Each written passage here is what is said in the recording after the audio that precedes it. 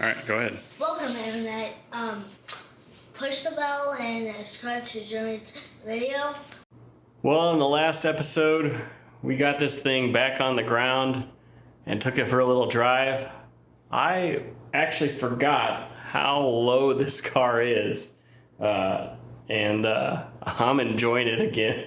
But when I put it all the way down on the ground, I kind of was a little bit amazed at how low it was. I had just kind of forgotten it had been on jack stands for so long. So, gonna take care of a few things today, but the first thing we're gonna take care of is just cleaning up the giant mess that I've got everywhere. I've got tools and trash and this old engine here that I'm gonna at least put on the jack stand or on the engine stand. But I need to start with cleaning this thing up, and then we'll start to address some issues with the car. So let's get started.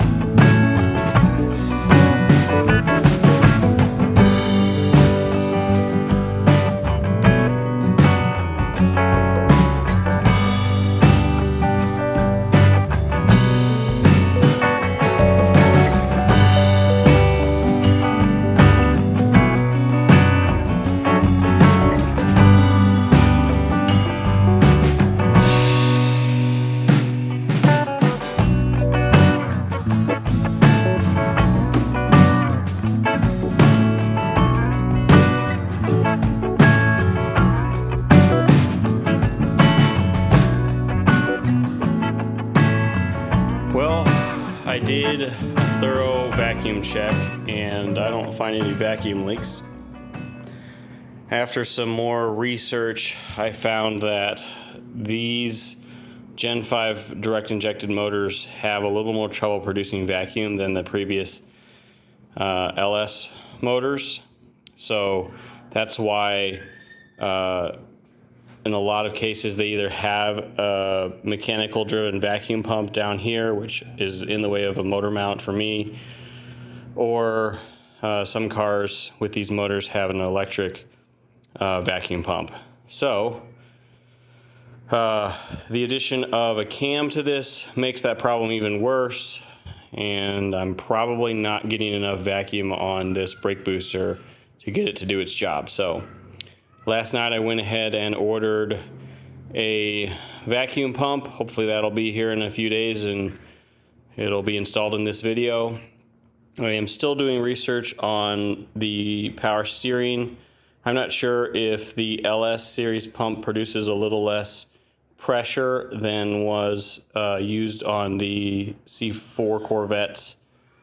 So I'm looking for information on that. If anyone has any information they can share in the comments, please do so. I'm also, maybe I'll put a smaller pulley on this to drive the pump a little faster. I don't know if that will produce more pressure or if there's a valve in here that would keep the pressure the same anyway. Again, I'm looking into all that. So in the meantime, while I wait for a vacuum pump to arrive, I got started in here just finally cleaning up everything. So now that everything's pretty well finally wired, I got it all up off the footwell so a passenger could sit in here and zip tied in place and pretty secure. So that should be ready to go. For the next part, I am going to work on something of a limiting strap for this rear suspension. So if you can see in there, the car is actually off the floor. So at full droop, this spring comes off of its seat. And it never really does that. Even when driving hard, it never really comes off of that seat. So the plan is to put a strap in there, not really to limit the travel of the spring like would be in an off-road situation, but just to limit the droop so that if it ever does come off the ground, or in the case of lifting the car up with a jack, it doesn't come down so far. And the main reason for that is this lower tie rod. I don't want it to go down as far because it's going to be an obstruction for building a rear diffuser later.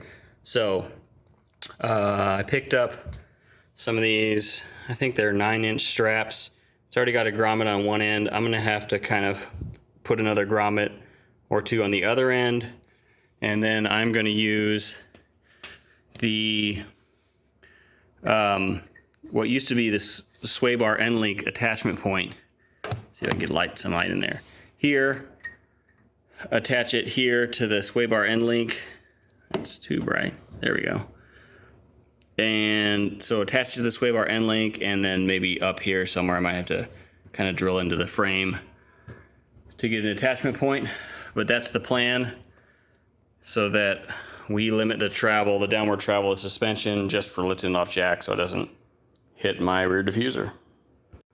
Step one of the process is complete here. So I found a bolt to go through that grommet, hooked to that sway bar mount, and then I've got the jack on the back, lifting it up just so that this is barely off of the perch here.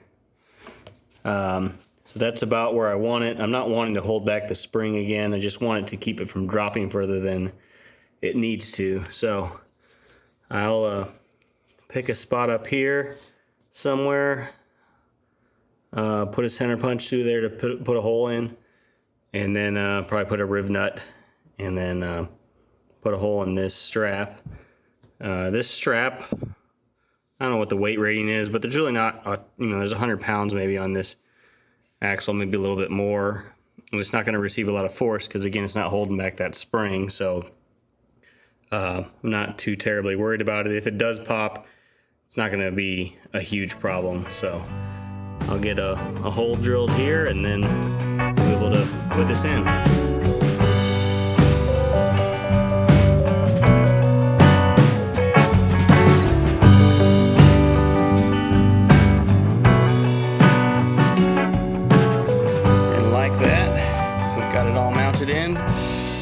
This is nice and taut at this point, but it is holding this just off the perch. So that's right about perfect. And I sandwiched this between, I didn't put a grommet in, but I sandwiched it between two washers, so it should hold this thing and keep it from fraying. I didn't even drill a hole. I actually just kind of poked this bolt through it.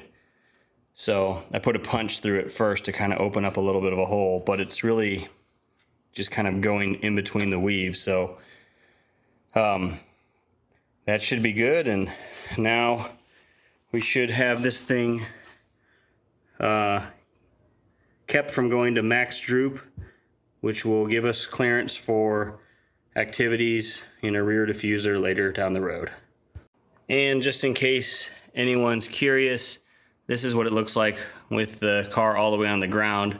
So that strap isn't really gonna bend and cause any interference at all with the tire or anything else. Okay, tuning session 2 is about to get underway.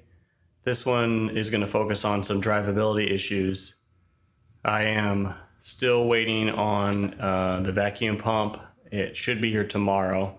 So get some drivability issues sorted today on the tune, get the vacuum pump installed tomorrow evening, and then I should be able to take it out for a drive, assuming that my brakes work, which would be great. I can really start driving this around and really kind of testing the drivability more and starting to push it a little bit. And then we'll work on kind of more of the track, high RPM side of the tune later as I get some testing in and some data logging in. One quick thing to note before we get started. On the last drive, I was noticing that air intake temperatures were just rising and rising as I drove. And I'm pretty sure this air filter was sucking in hot air from the radiator underneath, even though it has plenty of access to cold air up top. The intake sensor is actually on the bottom side of the filter anyway, so it probably was reading more of that. So I just double-sided taped this here real quick. I plan to fabricate like kind of a sheet to make sure that the air is coming from the top side of the engine and not directly from the radiator. But that's a quick dirty for testing at the moment. I also rerouted the coolant pipe that was, the hose was sitting up here just so I could put that sheet in. So we'll see how that does while we're fiddling with the tune this morning.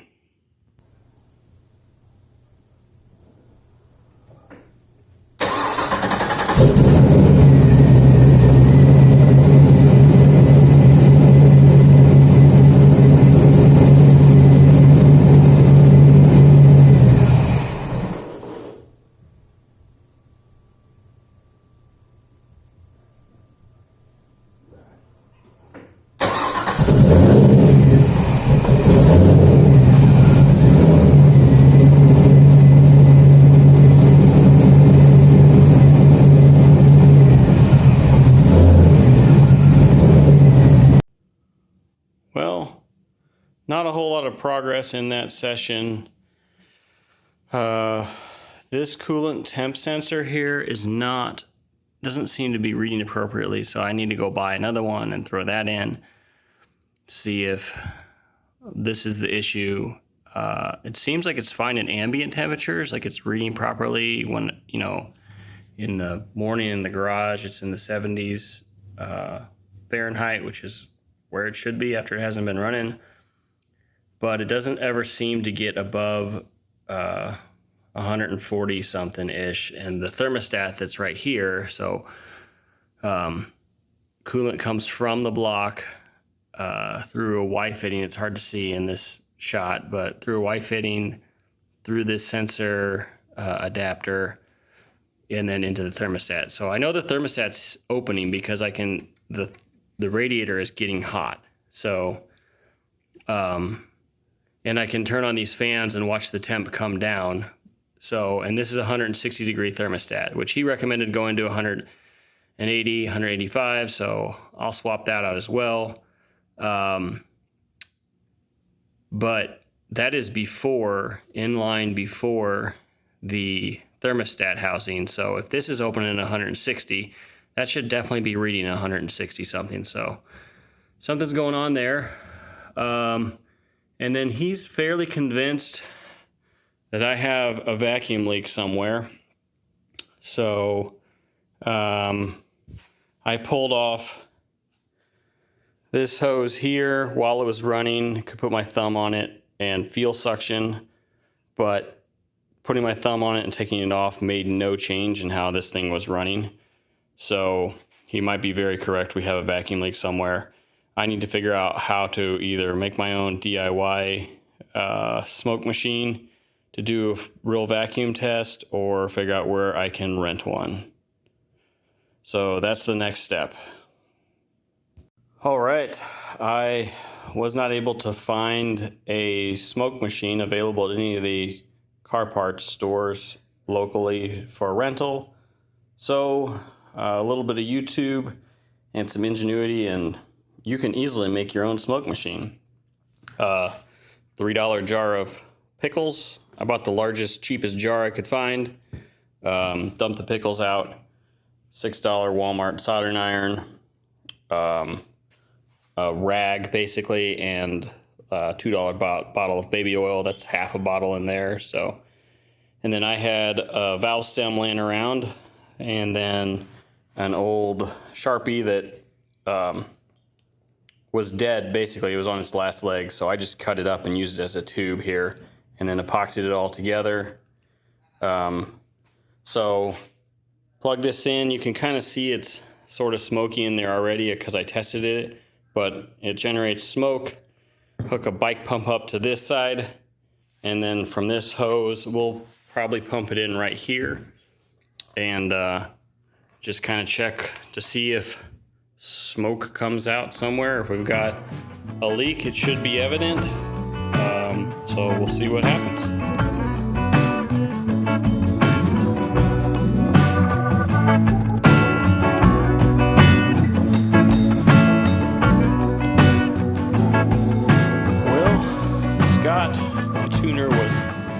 Definitely correct. I do have a little bit of a vacuum leak. It is not from brake booster or anything in that area. It's actually here on this guy. So let me kind of demonstrate with my bike pump through the smoke. And if I take a pump here, you'll see, I don't know if you can see that or not, but getting little puffs of smoke. And where I mounted this thing for the throttle cable.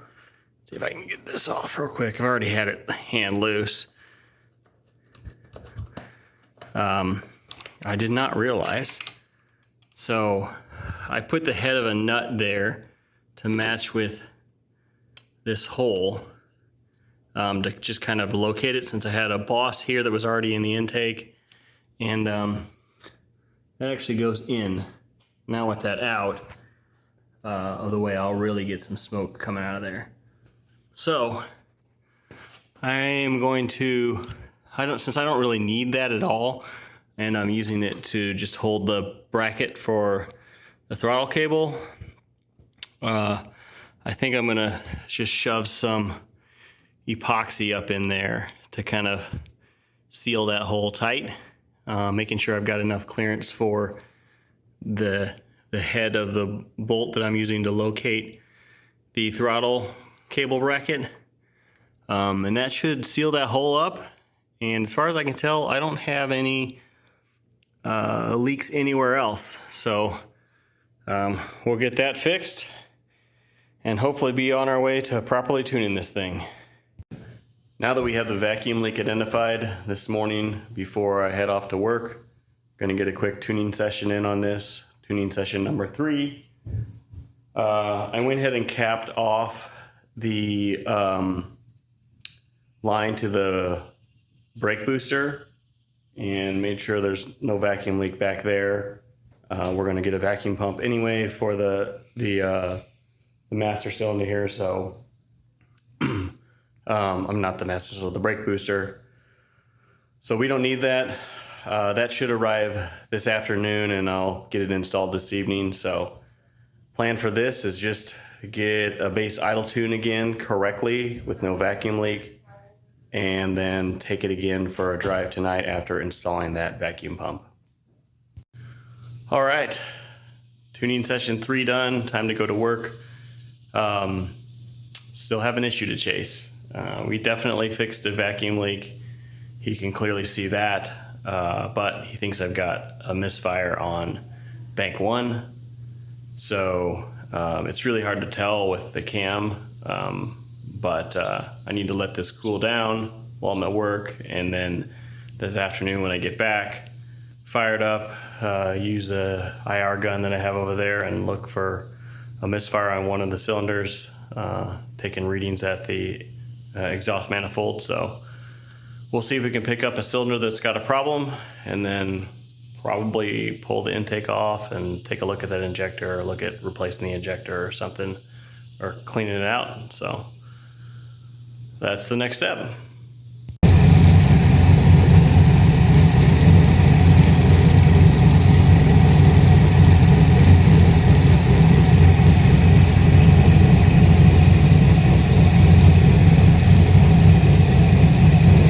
Okay, well, based on the infrared gun, it doesn't look like there's a misfire on any of the cylinders. So next suspect could be either a bad O2 sensor, or probably more likely, based on my welding ability, an exhaust leak before the O2 sensor. So back to using the smoke machine, and I pulled out the O2 sensor and shoved a hose in that hole, and we'll see if we can find a leak, particularly north of that O2 sensor. Okay,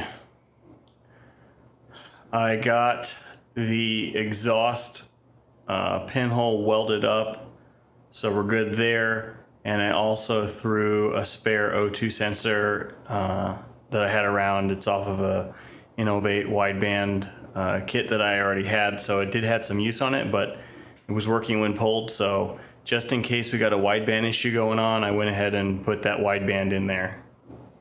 I also pulled the spark plugs, and those are pretty shot. So threw in a new set of spark plugs. This may be why we're getting some misfire issues. So threw in a new set, and we'll try again tomorrow.